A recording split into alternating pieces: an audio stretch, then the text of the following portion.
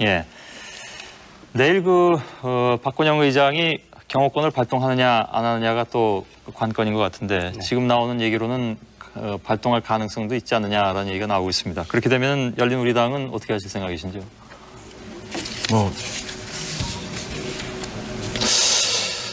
그거를 어떻게 하겠습니까? 저희가 수적으로 열세고 또 수적으로 열세라고 해서 무슨 폭력적인 방법을 쓸 수는 없는 일이죠. 그래서 그런 일이 없기를 바라고 또 그런 일이 있더라도 저희는 이것이 불법한 의안이기 때문에 최대한 저지하기 위해서 노력할 것이고 지금 장광근 의원님 말씀하신 깔끔한 마무리라는 것은 현행 법 규정에 따라서 내일 6시 반까지, 오후 6시 반까지 처리하지 않으면 자동 폐기되도록 되어 있습니다. 그렇게 하는 것이 가장 혼란이 적은 깔끔한 마무리다 이렇게 생각합니다. 예.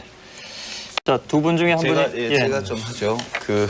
장광근 의원님 과격하지 않다 말씀하시는데 굉장히 과격하시네요. 네, 오늘은 좀 과격해지고 싶습니다. 무슨 상권 분립을 어떻게 파괴를 했습니까? 대통령의 말씀이 상권 분립을 파괴합니까? 좀 지나치다는 생각이 들고요.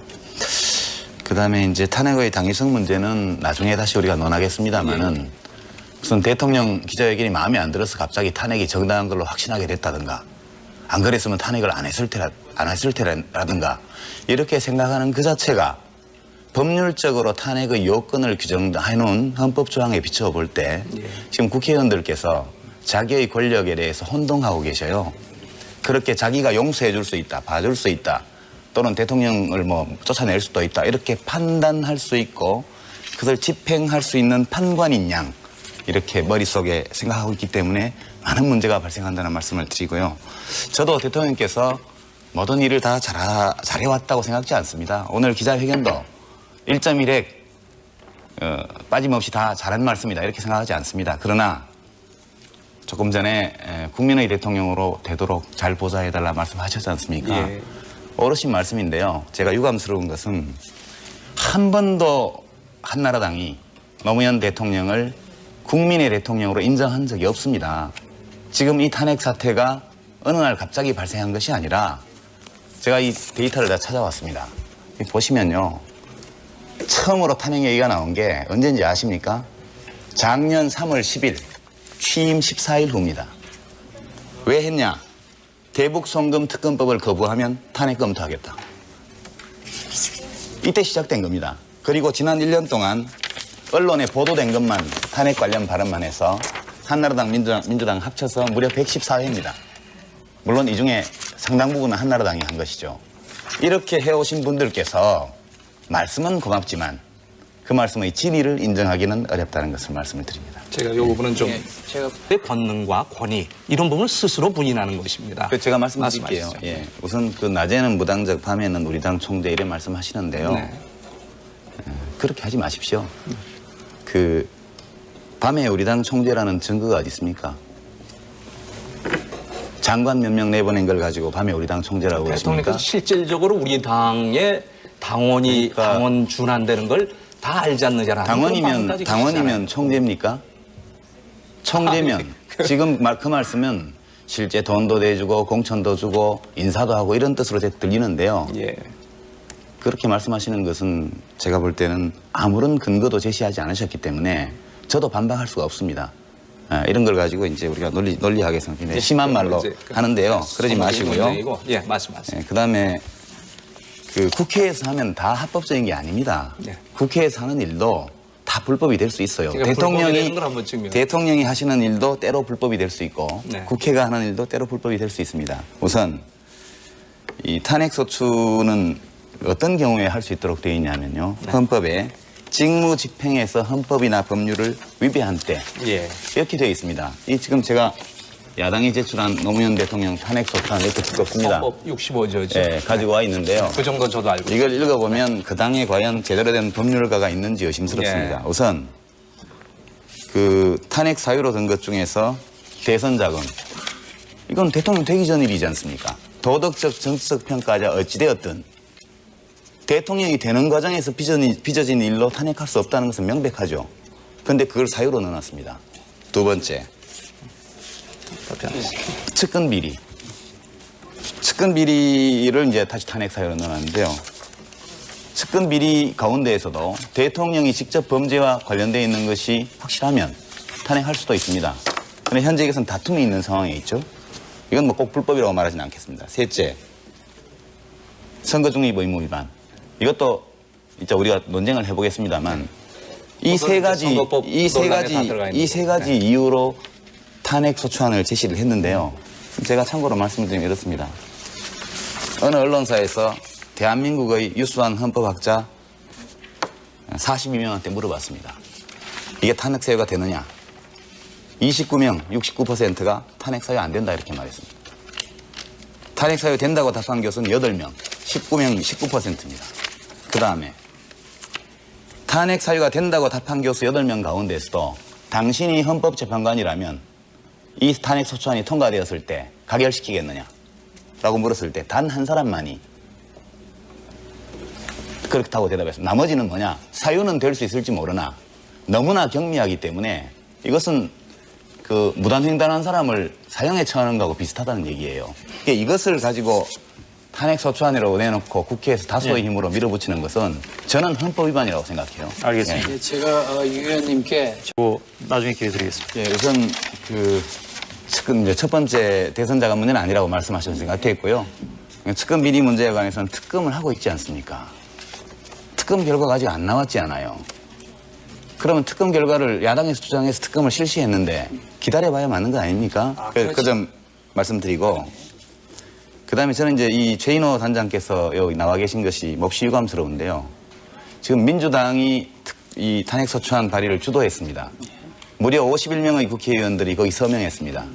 근데 어떤 텔레비전 토론에도 국회의원들이 아무도 나오지 않아요. 오늘 이 토론도 이 탄핵소추 발의안에 대해서, 안 발의에 대해서 어떤 정치적 책임도 없는 당직자가 나와서 앉아 있습니다. 이런 무책임한 태도에 대해서 어떻게 생각하시는지 제가 좀 짚고 나가고 좋습니다. 싶습니다. 예. 먼저 특검을 말씀하셨는데 반드시 탄핵의 요건으로서 진실규명이 안 됐을 때 특검을 거치라 하는 그런 요건은 없습니다. 그래서 얼마든지 국회의 권능으로서의 탄핵은 다른 국가 권능과 병렬적으로 할 수 있는 겁니다. 그래서 그 부분 제가 말씀드리고 싶고요. 그다음에 이건 뭐 논쟁하고는 사실 관계가 없는데 저는 합리적인 결론을 이끌되 대화 방식은 좀 화기애애하게 이렇게 하기를 저는 희망합니다. 당직자도 충분히 우리가 발의한 그런 소추 내용에 대해서 책임을 갖고 있습니다. 그리고 유 의원께 드리고 다음 맞은편에 드리도록 저는 하겠습니다. 이제 정치적 중립 문제라는 이 핵심 쟁점으로 좀 들어가 보고 싶은데요. 그 전에 잠깐만 걸치면 그 노무현 대통령의 불법 대선 자금이 한나라당의 8분의 1이나 되어서 기쁘십니까? 기분이 좋으십니까? 아니 뭐 그렇게 시비 쪽으로 얘기하시면. 그러니까요. 우리가 저도 참 괴로운데요. 이 문제만 나오면. 다른 사람들은 다 비난할 수 있을지 모르겠지만 그 당시 그 후보를 대통령으로 냈던 민주당도 그렇고 그 자랑스러운 8배를 쓴 한나라당도 그렇고 한나라당의 계산으로 그렇게 떳떳하게 고개 들고 말할 처지는 아닙니다. 이거. 그래서 그만하시고요. 정치적인 문제로 들어가 보면 제가 두 분께 좀 각자 여쭤보겠습니다. 짤막한 질문입니다. 1996년도에 그 김영삼 대통령께서 이회창 선대위원장을 영입하고 박찬종 씨를 영입했을 때 장강은 의원님은 그때 신한국당 소속이셨죠? 저는 그때 없었습니다. 이거 선거 중립입니까? 네. 이게 정치적 중립입니까? 대통령이 정치적 중립을 지켰다고 생각하십니까? 이때? 뭘 말씀하시는 건지. 아니 김영삼 대통령이 직접 나서셔가지고 이회창 씨도 영입해서 선대위원장 만들고 네. 그다음에 박찬종 씨도 영입하고 네. 그다음에 이회창 선대위원장하고 주례회동도 하고 말이에요. 네. 청와대에서. 네.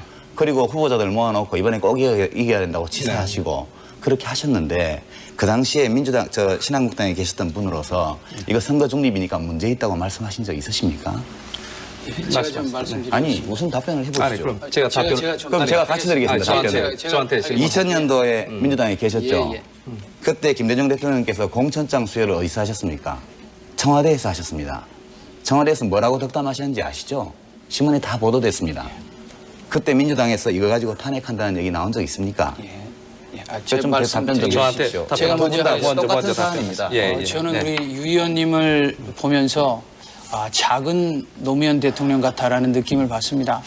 물론 김영삼 대통령, 김대중 대통령이 선거법을 위반한 그런 뭐 전력이 있을 수 있습니다. 이거 잘못된 거예요. 그러나 노 대통령께서는 자기 잘못을 합리화하기 위해서 꼭 과거의 잘못된 사례를 갖고 와서 비교를 합니다. 이거 대단히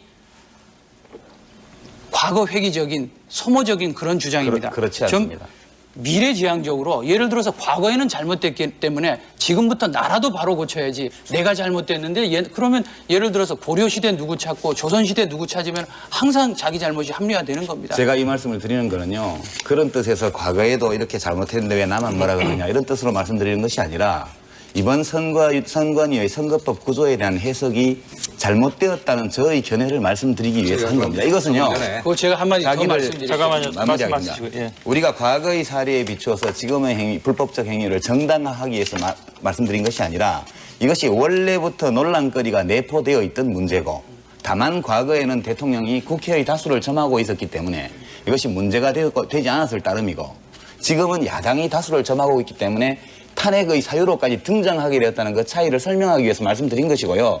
그러니까 이 문제는 우리가 선악의 기준을 대는 것은 저는 좋지 않다고 봅니다. 이것은 정치적인 논란거리고 우리가 얼마든지 이 문제에 관해서 논쟁할 수 있습니다. 예. 견해가 다를 수 있습니다. 그러나 견해가 다르다고 해서 이것을 대통령 자리를 쫓아내야 될 만한 범죄 행위로 몰고 가는 것은 이것은 적절치 않다는 알겠습니다. 말씀을 드립니다. 잠깐 제가 좀 해주세요. 장관건 의원님의 그 여러 가지 말씀을 제가 일반화해서 압축해 보겠습니다. 지금 우리가 토론을 하기 위해서는 개별 사례 하나하나 가지고 얘기할 수가 없습니다. 지금 대통령께 대해서 문제 삼고 있는 그 부분을 압축하면 이렇게 됩니다. 대통령이 열린 우리당을 편드는 은행을 하시는 것이 선거법 위반이냐. 그렇게 한마디로 줄일 수 있습니다. 그렇죠? 그렇지 않습니까? 그렇죠. 사례, 그 많은 사례들이. 네. 이것이 위법이냐 아니냐에 대한 논란이 있는 겁니다, 지금. 네. 그럼 만약 이것이 당원이 아니면서 이렇게 하는 것이 문제라면 그럼 입당을 하시면 문제가 해결되니까 당원이 아니면서 한 것이 문제입니까? 아니면 이렇게 하는 자체가 문제입니까? 그 다음에 이 공무원의 선거 중립 의무 규정, 선거법 제구조는 그는 일반 직업 공무원을 대상으로 한 거예요. 그리고 그건 선언적 규정이고 처벌 조항도 없습니다. 그리고 처벌할 수 있는 중립성 침해의 행위 유형은 다른 선거법 조항의 유형별로 이미 다 정리가 되어 있습니다. 그러니까 그와 같은 행위를 할 경우에 공무원이 선거운동을 한 것으로 보고 선거 중립을 해친 것으로 간주해서 각 조항의 처벌 규정이 다 달려 있습니다. 이렇게 되어 있는 법 구조를 보시면 지금 노 대통령의 이 정치적 행위에 대해서 과거 대통령들이 쭉 해오신 것처럼 하되 법이 금지하고 있는 어떤 행위 유형도 하지 않고 있습니다. 지금 그 상황에서 그것을 비난할 수 있습니다. 반대할 수 있습니다. 비판할 수 있습니다. 정치적 이해관계가 엇갈리기 때문에 얼마든지 공격할 수 있습니다. 그러나 그런 것과 이것을 대통령 자리에서 쫓아내는 탄핵의 사유로 삼는다는 것은 차원이 전혀 다른 문제입니다. 그래서 제가 여쭤보는 거예요. 대통령이 이 일을 하면서 탄핵을 피하려면 그럼 어떻게 하면 됩니까? 입 닫고 그냥 식물로 있을까요? 제가 좀 말씀을 드릴게요. 께서 말씀해 주세요. 네, 답이 안 되는데요. 대통령이 장관 내보내는 것은 선거 개입이고 도지사가 자기 부지사 하던 사람 한나라당 후보로 내보내는 건 선거 개입 아닙니까? 우리가 그렇게 일방적으로 자기에게 유리하게만 해석을 하면 곤란합니다. 우리가 지금까지 50여 년 동안 헌정사가 있고 이 과정에서 변한 것과 변하지 않은 것들이 있습니다. 선거법에도 시간에 따라서 변하는 것이 있고 변하지 않는 것이 있습니다. 제가 열린우리당의 입장이나 대통령의 입장이 전적인 선이라고 옳은 얘기라고 주장하는 게 아닙니다. 서로 의견이 다르고 각자 일리가 있습니다. 제가 지속적으로 드리는 질문은 서로 간의 법률에 대한 해석 차이, 정치적 행위에 대한 공방, 정치적 이해관계의 충돌 이런 것은 좋으나 이것을 가지고 대통령 자리를 떼는 탄핵의 수단으로 삼는 것이 정당하냐는 문제를 제가 지속적으로 제기하고 있는 겁니다. 제가 논리적으로 저희 쪽이 옳다고 얘기한 것 아닙니다. 서로 간에 공존할 수 있는 논리의 대결입니다. 그러나 이것과 서로 의견이 다르고 우리 쪽이 다수를 가지고 있기 때문에 이 3분의 2 이상의 힘을 가지고 대통령 자리에서 내쫓는다는 것과는 별개의 문제라니까요. 그걸 자꾸 등치시켜서 그런 문제가 있기 때문에 우리는 쫓아내려고 그런다. 정당하다. 이렇게 말씀하시면 곤란하다. 그런 뜻으로 말씀드립니다. 예, 최 단장님 말씀하시죠. 아무리 국회의원들이 요새 찻대기 찻대기 해서 비난을 받고 있습니다. 국회의원들도 아직 미친놈 소리는 안 듣지 않습니까? 들어요. 어떻게 4년 아니 그러니까 저는 듣습니다. 그리고 저는 시장통에 가면 아니 글쎄 그러니까 들어요. 그 얘기는 무슨 말씀인지 참 답답합니다. 그거를 시니컬하게 얘기를 하시면 아니, 시니컬한 게 아니고 저는 진지하게 제 얘기를 들어보세요. 해법을 제시하는 거예요. 5주 전에 어떻습니까? 지금 열린 우리당의 입장에서 보면은 결국은 대통령이 모든 걸 채워주길 원하는 저는 마마보이 정당 비슷한 느낌이 그러니까 들어요. 1년 내내 대통령 욕만 한 정당도 역사에 없어요. 알겠어요. 이렇게 탄핵 자, 타령만 1년 내내 한 정당도. 알겠습니다. 예. 그